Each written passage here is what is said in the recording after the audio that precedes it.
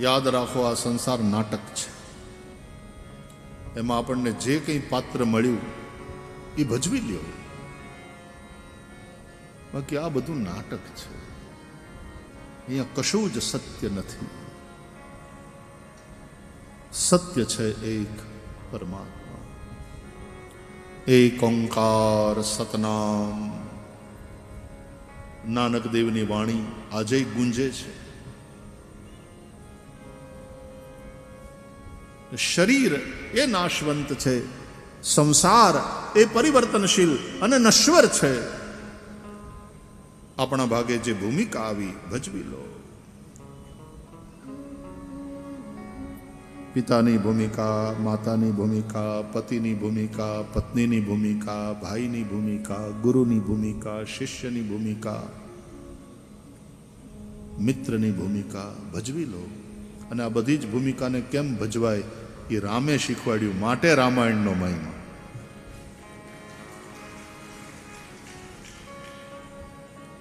એ ભૂમિકાને આદર્શ રીતે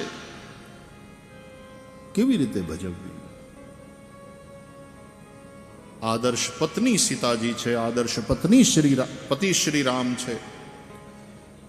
એ બે ચોપડી ભણેલા આછકલા માણસો ઘણીવાર કે હું ખાક આદર્શ પતિ, સીતાજીનો કોઈ વાંક નહોતો તોય ત્યાગી દીધા. એ તમે માયલું જાણતા નથી. તુલસીદાસજીના રામચરિતમાનસમાં રામ સીતાને કહે છે કે તારો અને મારો જે પ્રેમ છે એનું તત્વ સીતા, તું અને હું જ જાણીએ છીએ.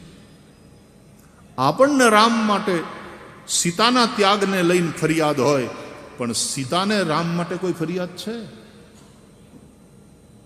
અને જો હોય તો સીતા ધરતીમાં સમાતી વખતે એમ શા માટે કહે કે ત્વમેવ ભર્તા ન ચ વિપ્રયોગઃ, જન્મ જન્મ તમે જ મારા પતિ થાઓ અને ફરીથી આપણો વિયોગ ન થાય. જો સીતાને કઈ વાંધો તો આવું માગે મરતી વખતે ઓલું આવે તો એમ કે આ વખતે મળ્યા ભાઈ સાહેબ, હવે ભવિષ્યમાં ક્યારેય મળતા નહીં. મારા ભાગ ફૂટી ગયા તે આ વખતે તો. સીતાને કોઈ ફરિયાદ નહીં, સીતાને અનુરાગ છે. ત્વમેવ ભર્તા ન ચ વિપ્રયોગઃ.